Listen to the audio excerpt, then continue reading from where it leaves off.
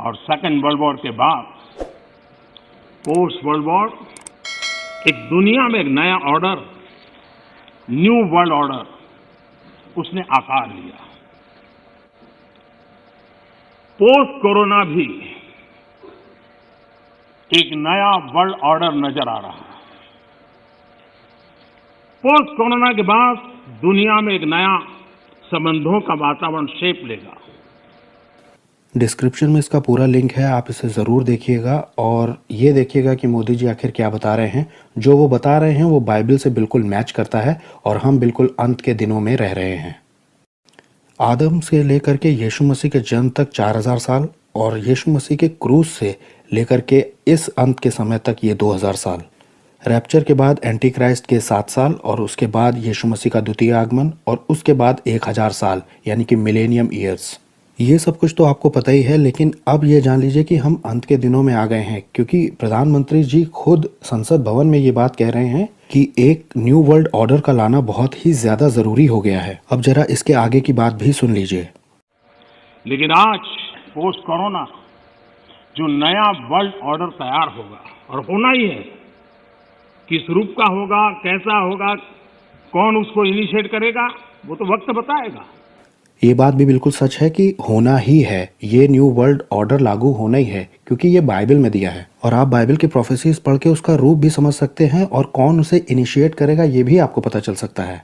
जब एक देश के प्राइम मिनिस्टर या प्रेसिडेंट या दूसरे जो भी गवर्नमेंट के लीडर्स होते हैं वो जाते हैं दूसरे देशों में, तो वो वहाँ जाकर आखिर क्या करते हैं, कभी आपने ये सोचा है? सबसे पहले ये देखा जाता है कि उस कंट्री से हमें फ़ायदा या नुकसान क्या है या उससे हमारे रिलेशनशिप कैसे हैं। फिर ये देखा जाता है कि ये देश इतना आगे क्यों है या इतना पीछे क्यों है, या इस देश की बैकबोन क्या है, ये जो देश है ये किस चीज़ पर चल रहा है, इसका कल्चर क्या है, यहाँ के लोग कैसा सोचते हैं, इनकी मानसिकता कैसी है, और सबसे बाद में ये देखा जाता है कि इनके फ्यूचर प्लान्स क्या हैं। चेक तो ये भी किया जाता है कि इसका इतिहास कैसा है और ये आने वाले समय में विश्व के इतिहास पर कौन सा फर्क डाल सकता है। फॉर्मल इनफॉर्मल कई तरह की मीटिंग्स होती हैं, कई सारे मुद्दों पर बात होती है, ये भी जाहिर किया जाता है कि हम आपके प्रति कैसा रवैया रखेंगे। और एकदम आखिरी में वहाँ से कुछ आइडियाज़ लाए जाते हैं जिनको कि इम्प्लीमेंट किया जाता है अपने यहाँ, जिससे अपने देश का भी भला हो और विश्व के नक्शे पर अपना देश बना रहे।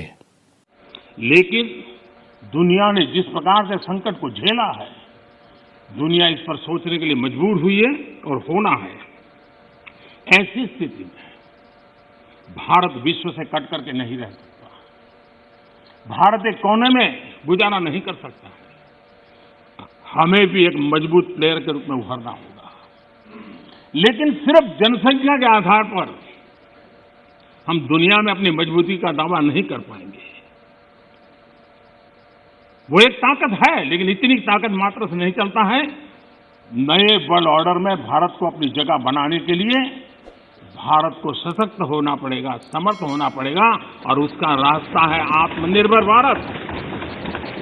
बाइबल बताती है कि अंत के दिनों में एक वर्ल्ड लीडर उठेगा और वो एक वन वर्ल्ड गवर्नमेंट को स्टार्ट करेगा। शैतान हमेशा से ऐसा ही करता आया है। वो शुरुआत में कोई चीज़ बहुत अच्छे से पैक करके रैप करके दिखाता है और बाद में उसका दूसरा ही रूप समझ में आता है।